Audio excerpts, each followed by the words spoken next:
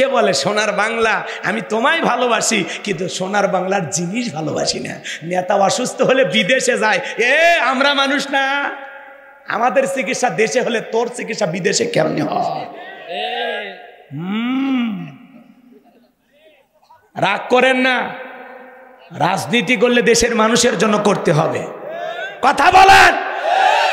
যারাই দেশের টাকা বিদেশে পাচার করবে তাদের হাত, কালো হাত ভেঙে দিতে হবে। ওই দুর্নীতি করার হাত ভেঙে গুরমার করে দিতে হবে। আগামীতে সিদ্ধান্ত নিতে হবে, আর যাই হোক কোন দুর্নীতি বরদাস্ত করা হবে না। কোন ঘুষ কাউকে দেবেন না। চাঁদা চাইলে পিটাবেন, ঘুষ চাইলে পিটাবেন, মারামারি করিয়া খারাপ মানুষদের বিদেয় করে দিয়ে বাংলাদেশ ভালো করবে।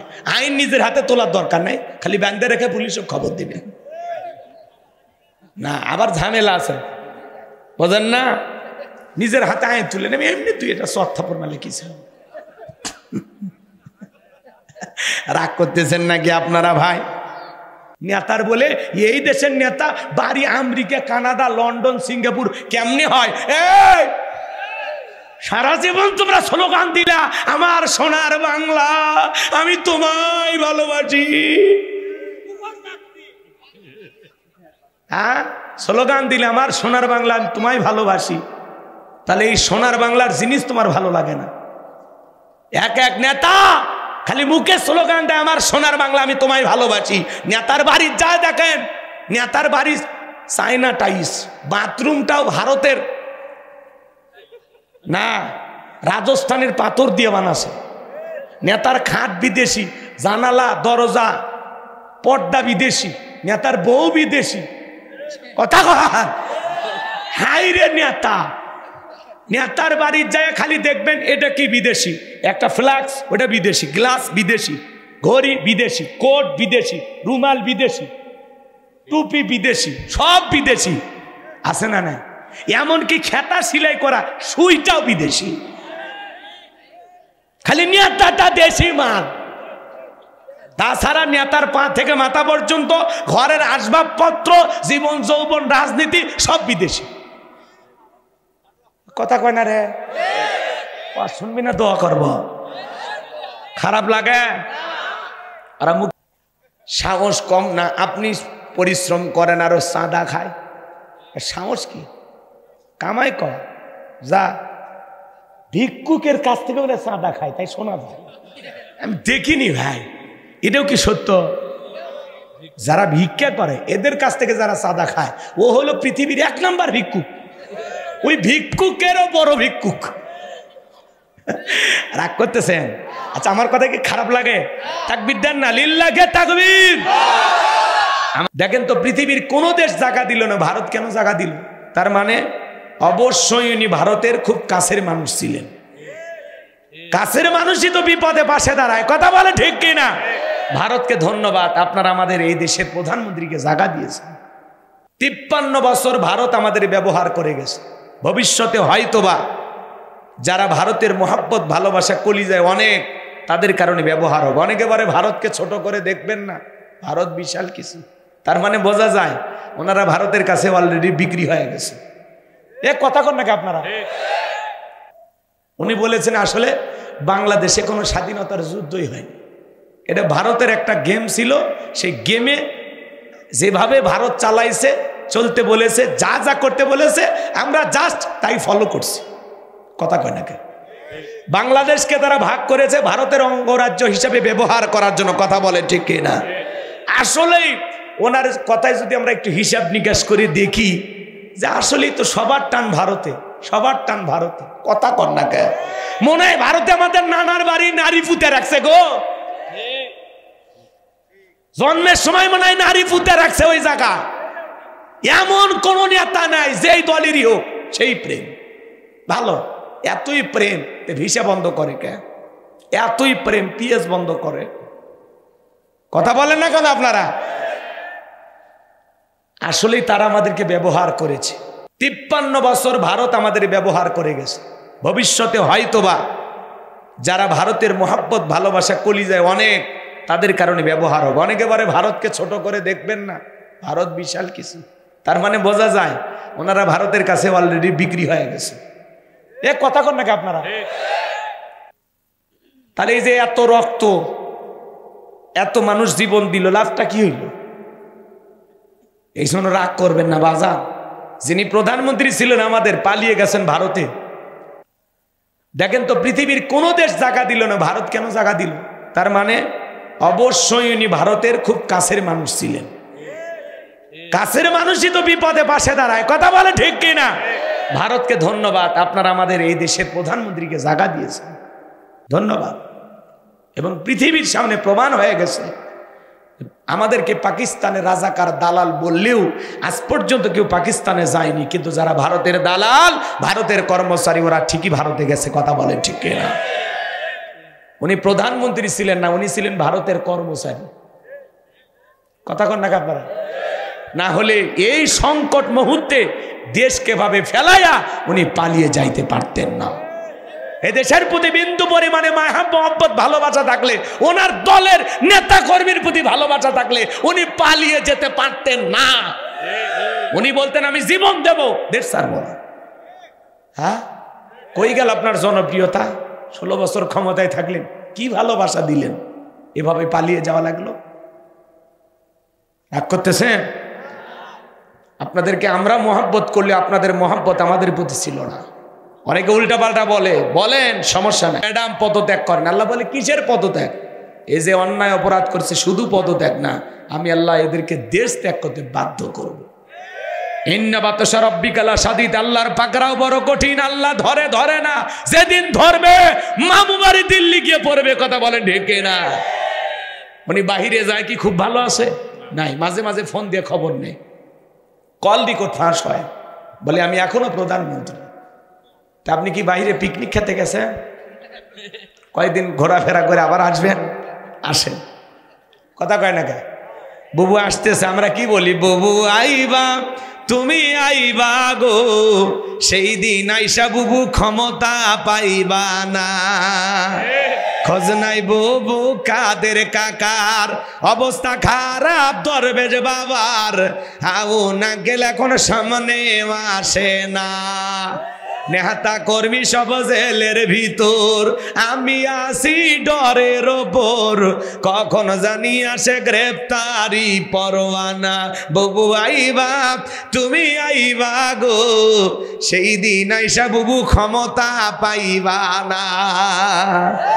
বুবু আইবা, তুমি আইবা গো, সেই দিন আইসা বুবু চেয়ার পাইবা না। ক্ষমতার চেয়ার থেকে নামা সহজ, কিন্তু ওই চেয়ারে ওঠা কঠিন। আর আমরা আগামীতে সিদ্ধান্ত নেবার, যাই হোক, কোন নারীকে এই দেশের প্রধানমন্ত্রী বানাবো না।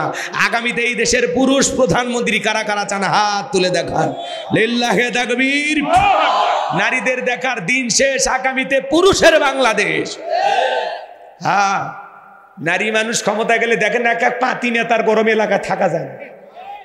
মেয়ে মানুষ তো দেশ চালাবার পারে না, চালায় কারা? পাতি নেতারা। এ কথা কয়, কথা কয়, এ আমাক চিনিস? আমি উমুক দলের উমুক নেত্রীর উমুক উমুক, তার খালাতো বোন, তার ছোট মেয়ে, তার মেয়ে আমি বিয়ে করছি। কি হাইব্রিড পরিচয়! এত গরম দেখাবেন না। আল্লাহ যদি 3 বার বমি দেওয়ার পিছনের দরজা একবার ঢিল করে দেয়, দাঁড়ায় থাকতে পারবেন না। বগুড়ার শহীদ যে মেডিকেল কলেজ হাসপাতালে ভর্তি হয়ে থাকা লাগবে। দুপুরে স্ত্রী দেখতে গেছে, সেলিমের বাপ, তোমার শরীরের কি অবস্থা? কয় মা তুমি দোয়া করো। বড় ছেলে বিকেলে দেখতে গেছে, আব্বা শরীরের কি অবস্থা? কয় ভাই তোমাকে চিনতে পারলাম না। আল্লাহ যদি পাতলা পায়খানার বমি দেয়, বউ বাচ্চা করছি না, টাইম দিবি না, কথা কন ঠিক কিনা? বিশ্বনবীর জামার এক পাতি নেতা ছিল, বলবো 2-3 মিনিট যদি লাগে বলবো নাকি? এর নাম ছিল মহাবীর আমর। প্রতিমার সামনে দাঁড়ায় লাত, উজ্জা, দেবদেবী, সরস্বতী, রাধাকৃষ্ণ, ভগবতী, এগুলো প্রতিমা, কথা কি বোঝেন না?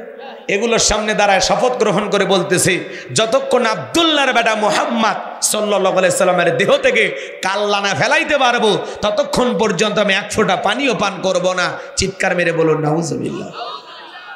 আমার নবী কিন্তু হিজরত করে চলে গেছে মদিনায়, নবী মক্কায় নাই। নবী কই? কিন্তু কাফেরদের মাথার ঘুম, মানে এদের মাথায় টেনশন, চোখে ঘুম নাই। নবীজি না জানি মদিনায় যায় কি করতেছে। এই ভয়ে কাফেরদের ঘুম হারাম। কথা বুঝছেন? এই পাতি নেতা মাঝে মাঝে ছোটখাটো নেতা, গুরুত্বীয় লিডার, দলপতি ওই জামানায় বলা হতো। গুরুত্বীয় লিডার, দলপতি, মুরল, মন্ডল, মাতাব্বর। এখন যেরকম চেয়ারম্যান, মেম্বার, ছোটখাটো নেতা। রাগ করছেন? তাহলে নবী কোথায়? জোরে জোরে নবী কোথায়? বিশ্ব নবী ওই জায়গায় দাওয়াতি কাজ চালাইতেছেন। মক্কার কাফিরদেরকে রাসূলের কোনো মাথা ব্যথা নাই। নবীজি আপন গতিতে দিনী দাওয়াতে কাজ চালিয়ে যাচ্ছে। কিন্তু এই কাফেরদের মাথা ব্যথা হলো না জানি মদিনা যা কি করতেছে। এই জন্য প্রতিমার সামনে দ্বারা শপথ করলো নবীজির কাল্লা নেবেন। বলেন তো বাজান, আমার নবীকে ওর পাকা ধানে মই দিছে? হ্যাঁ, ওর বাড়িতে কোনোদিন চুরি করতে গেছে? আমার আপনার নবীর কি কোনো অপরাধ আছে? না, বিশ্ব নবীর কোনো অপরাধ নাই। নবীজি কালেমার দাওয়াতে ইসলামের প্রচার প্রসার করে, কাফেরি বেঈমানের সহ্য করতো না। কথা বলেন ঠিক কিনা? আমার ভাইয়েরা,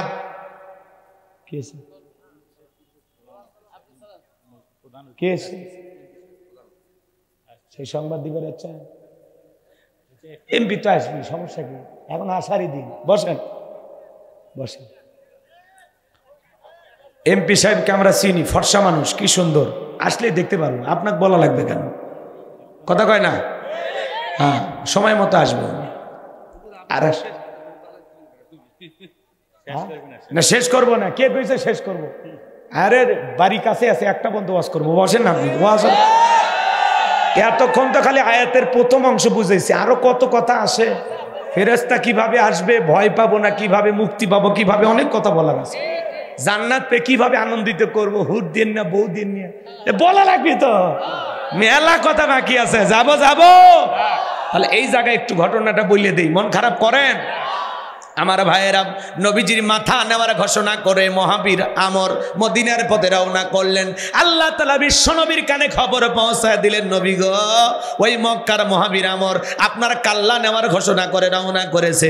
নবী আমার টেনশনে পড়ে গেল, কি করা যায়?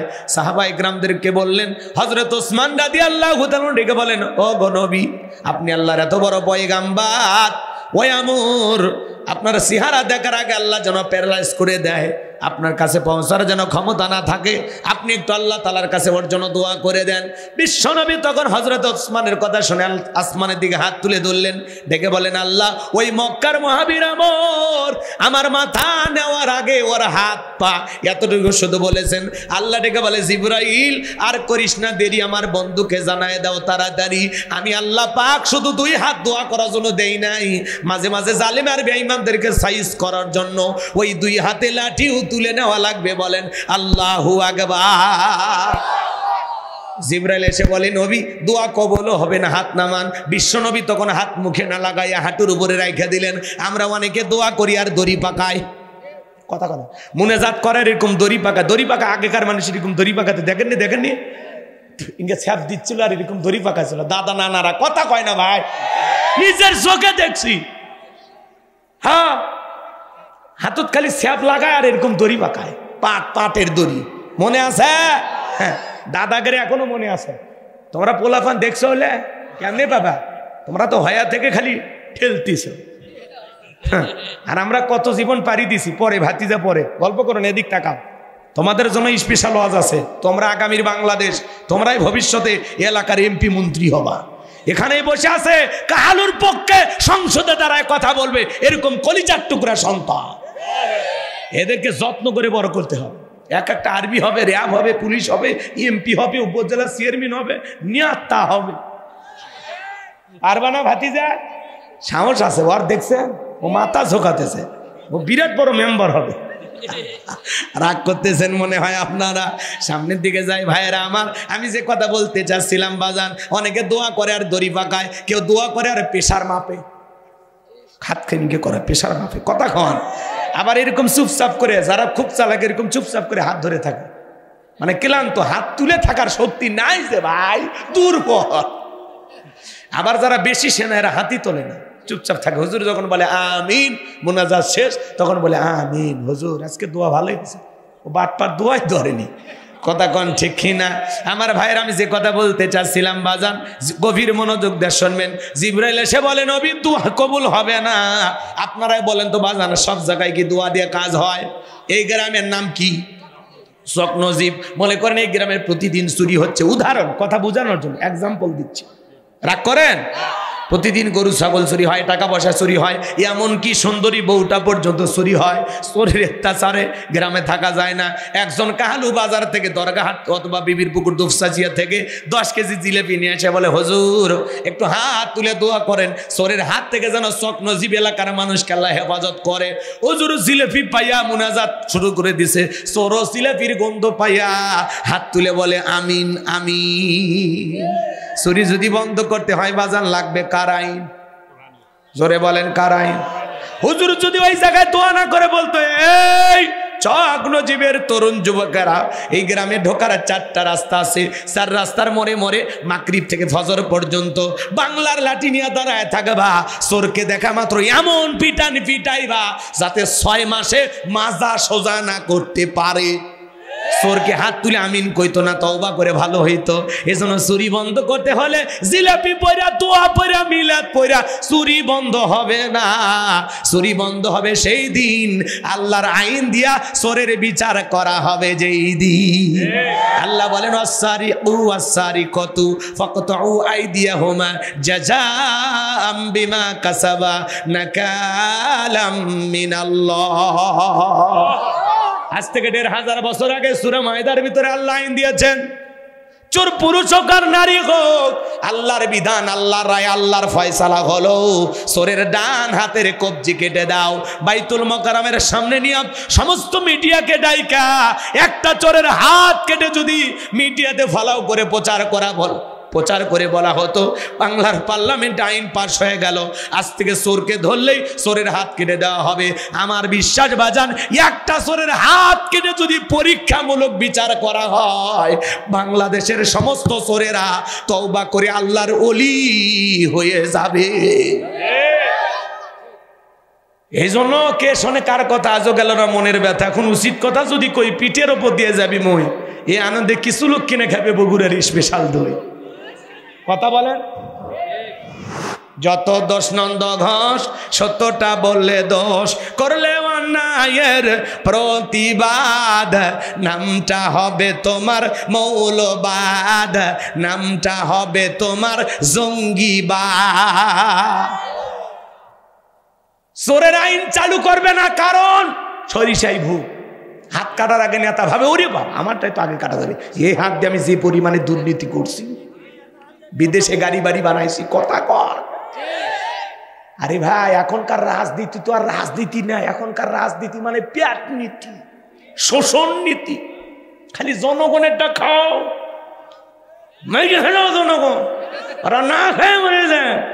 কিন্তু আমার নেতার আমার একটা কিছু হল। সেদিন এক নেতার সাথে গল্প করতেছি, হুজুর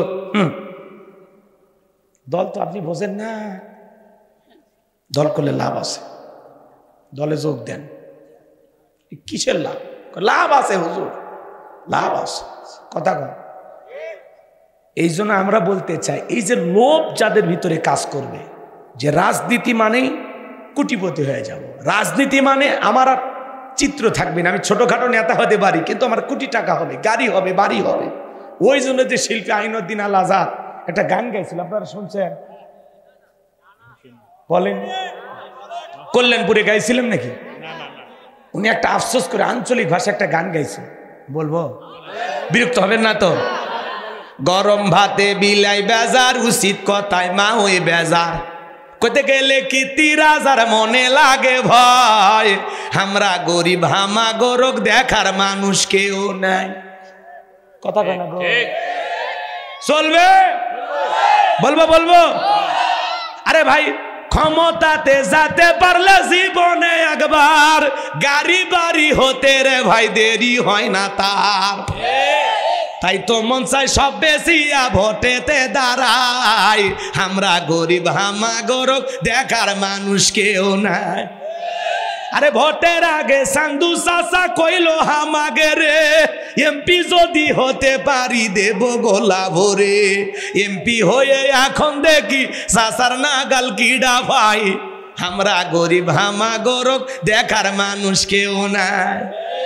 আরে একদিন দেখি সান্দু চাচার সোনার ছেলেরা চান্দার জন্য বাপের মাথায় বসাই দিছে সোরা। চাঁদাবাজি টেন্ডারবাজি আছে না নাই? মসজিদেও চাঁদাবাজি চলে। আমাদের এক হুজুর লাইভ করতেছে আর কান্নাকাটি করে, সোহাইব আহমেদ আশরাফি, হবিগঞ্জে বাড়ি। বলতেছে হুজুর লাইভের মাধ্যমে সবাইকে বলতেছে, ভাই দেখেন চাঁদা দেয়নি দেখে অমুক দলের লোক আমার মাটি আটকায় দিস, মাদ্রাসাত মাটি কাটবে, সেখানেও নাকি চাঁদা দিতে হবে। কথা বলেন ভাই, কথা বলেন। তাহলে সমাজ যাচ্ছে কোন দিকে?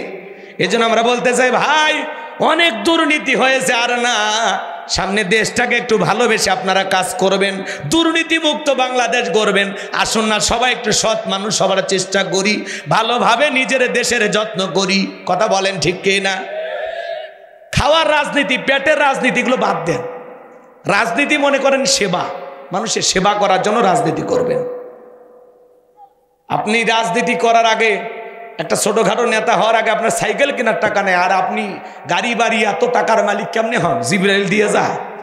হ্যাঁ, সব দুর্নীতি করে। কথা বলেন ঠিক কিনা?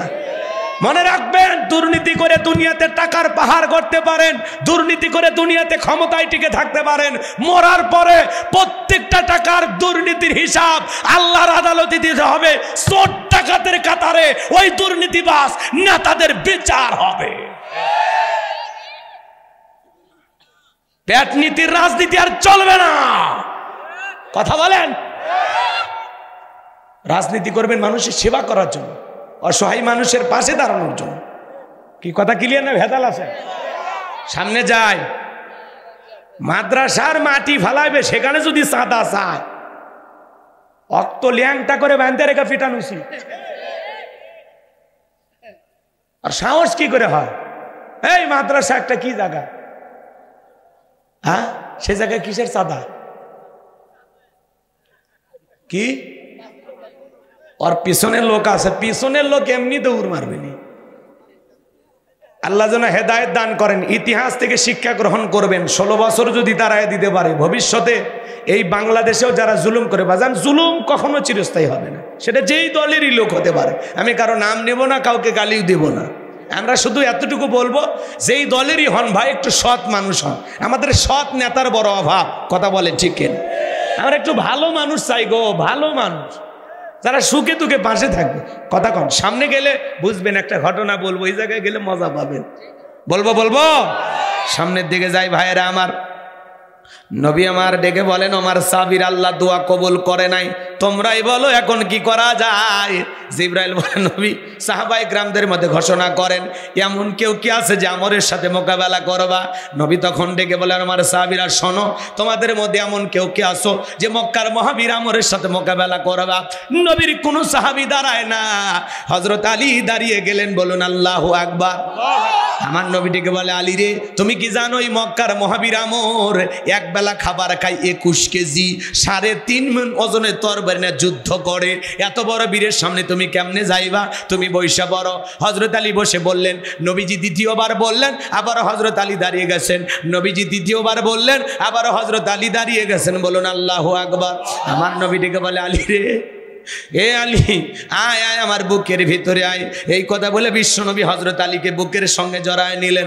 আর ডেকে বলে, আলী, এত বড় পীরের সামনে যাইতে চাস, তোর কি জানে মায়া দয়া নাই? হযরত আলী বলতেছে, নবী, আমার ভিতরের ঈমান বলতেছে ওই আমর আপনার চেহারা দেখার আগে ওরে আমি জমিন থেকে বিদায় করে দেব। বলুন আল্লাহু আকবার। নবী তখন ডেকে বলে, আলী রে, খালি হাতে দোয়া করলে হবে না, তরবারির দরকার আছে। ওসমান, তোমার বাড়ি থেকে তরবারি আছে? হযরত ওসমান ডেকে বলে, নবী, আমার বাড়িতে তরবারি আছে 27 ইঞ্চি লম্বা। জোরে কোন মারহাবা। এখন তো তরবারির কথা শুনলেই বলে জঙ্গি। বাংলাদেশে কোনো জঙ্গি নাই। বিগত সরকার ছিল যারা জঙ্গির নাটকের পরিচালক ছিল তারা, ওরা জঙ্গির নাটক বানাইতো। নাটক মানুষকে আগে নিয়ে যা রেখে দিত, আসবাবপত্র, জিয়াদি বই, ওগুলো সব রাইখে, পিস্তল টিস্তল রাইখে মানুষকে ব্যবহার করতো। আর বলতে এই যে 3টে জঙ্গি ধরা গেছে, এরা আনসারুল্লাহ সদস্য, কেউ জিএমবি, কেউ লাদেন, এগুলো বলে ওরা নাটক সাজাইতো আর পাবলিককে আতঙ্কের ভিতরে ফেলাইতো। সাবধান, গলি গলি জঙ্গি বের হচ্ছে, অতএব আমরাই টিকে থাকি ক্ষমতায়, তোমরা পারবে না। মানে ভয় দেখাই তো গো। এই যে আমাদের মুরব্বী চাচা ইউনুস সাহেব দেশ চালাচ্ছে, কি হচ্ছে? ওই আগেও 2-4টা মার্ডার খুন খারাপই হচ্ছে, এখনো হচ্ছে। ওই আপনারাও কিছু করতে পারেননি, উনি মুরব্বী মানুষ, দেশে অত অস্থিরতা নেই আলহামদুলিল্লাহ, অনেকটা ভালো আছে, সামনে আরো ভালো হবে। $5 বিলিয়ন ঋণ এই অল্প কয়েকদিনের মধ্যে তিনি পরিশোধ করে দিয়েছে। মারহাবা কর। আপনারা তো $93 বিলিয়ন ঋণের বোঝা চাপায় দেয় চলে গেছে, আমাদেরকে ঋণই বানায়, এ কথা কর, ঋণগ্রস্ত বানায় চলে গেছে, আর নিজেদের পকেট ভারী করছে। আমার ভাইয়েরা, হযরত ওসমান তরবারি এনে দিলেন, নবীজি হযরত আলীর তরবারি, হযরত আলীর হাতে তরবারি ধরায় দিলেন।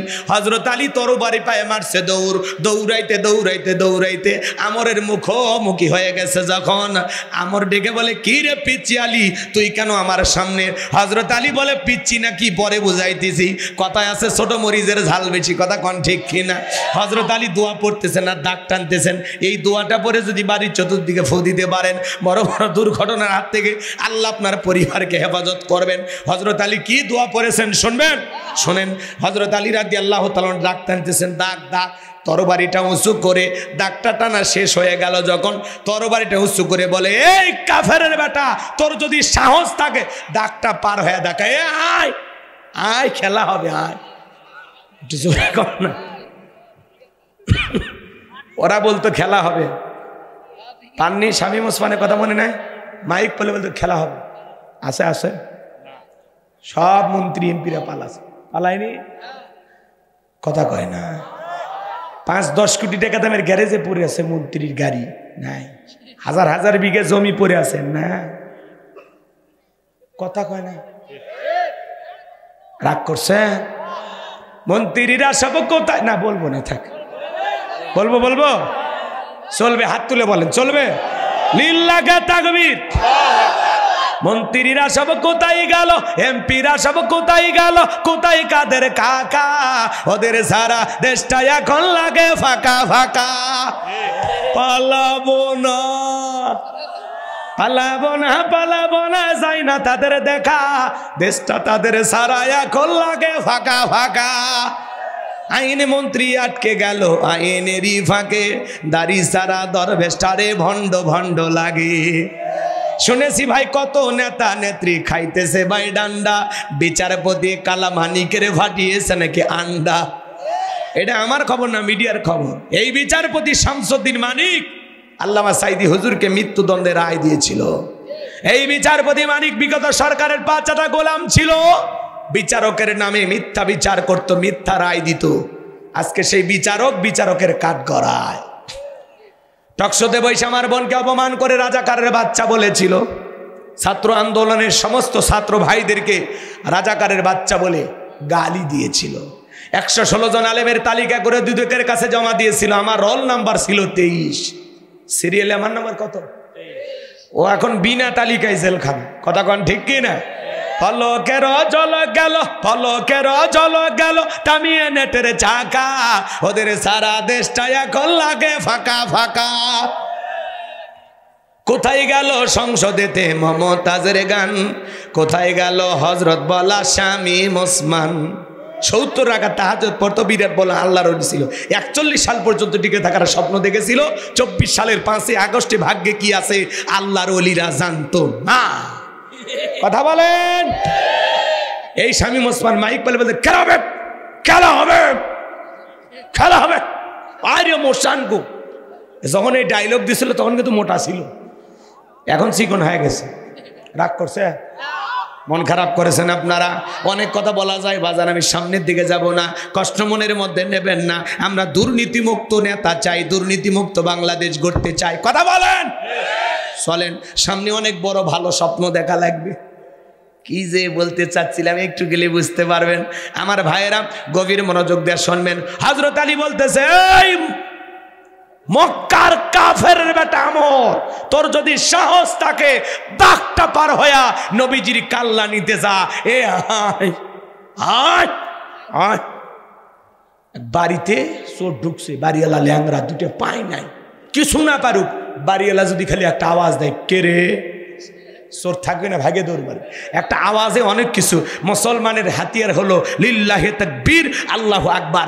আল্লাহু আকবারের স্লোগান মুসলমান যদি ঠিকঠাক ভাবে দিতে পারে, আর এই স্লোগান যদি বাতিলের কান পর্যন্ত পৌঁছে, ওই জালেমেরা, ওই বাতিলেরা লঙ্গি পরার টাইম পাবে না। লিল্লাহি তাকবীর, আওয়াজ আওয়াজ, একটা আওয়াজে অনেক কিছু। শক্তি না থাকে একটু মশান নেবেন, দেখবেন এমনি সব ঠিক হয়ে যাবে। কথা কর।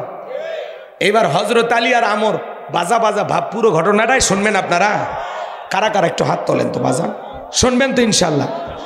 হযরত আলীর সাথে আমরের কি ঘটনা বলবো আমার ভাইরা। ওই যে বলতেছিলাম জালেম বাদশা বখতে নাসরের কথা মনে আছে না নাই? যাকে আল্লাহ রাব্বুল আলামিন পুরো পৃথিবীর রাজত্ব পাওয়ার ক্ষমতা দিয়েছিলেন। ওই জামানা আল্লাহ তার একজন পয়গাম্বার পাঠিয়েছিলেন, সেই নবীর নাম ছিল দানিয়েল আলাইহিস সালাম। আল্লাহ নবী দানিয়েল আলাইহিস সালাম তখন তার বনি ইসরাঈল উম্মতদেরকে ডেকে বলেন, ইয়া বানি ইসরাঈল যাকুরু নি'মাতি আল্লাতী আন'আমতু আলাইকুম ওয়া আন্নী ফাদ্দালতুকুম আলাল আলামিন।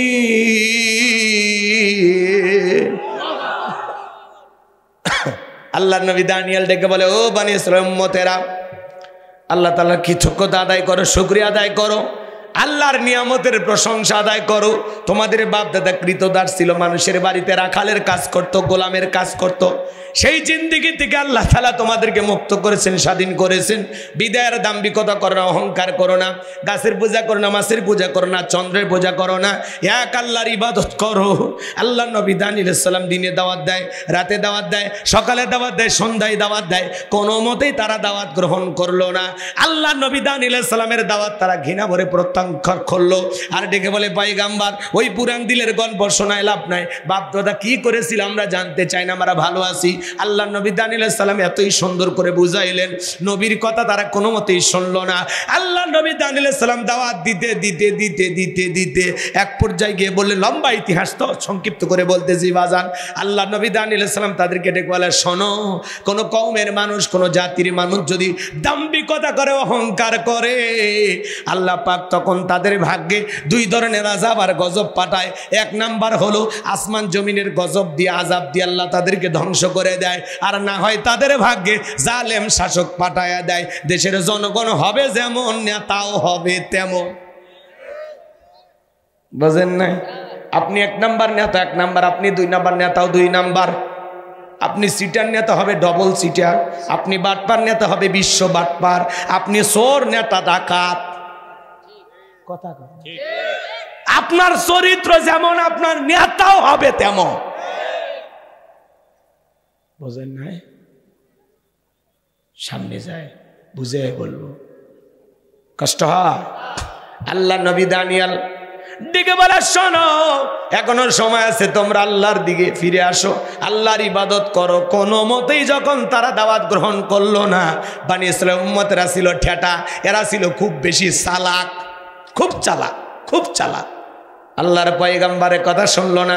তখন আল্লাহ পাক তখন ওই বনি ইসরাঈল উম্মতের উপরে জালেম শাসক বাদশা বখতে নাসরকে হাজার উম্মতকে জেলখানায় বন্দী করলো। নবী মানুষ জেলখানায়, জোরে বলেন কোন জায়গায়? নবী যদি জেলখানায় যায়, মাঝে মাঝে নায়েবে রাসূলের ভূমিকা যারা পালন করবে, কোরআন সুন্নাহর হক কথা বলবে, তাদেরকে মাঝে মাঝে বাতিলেরা জেলখানায় ধরে নিয়ে যাবে।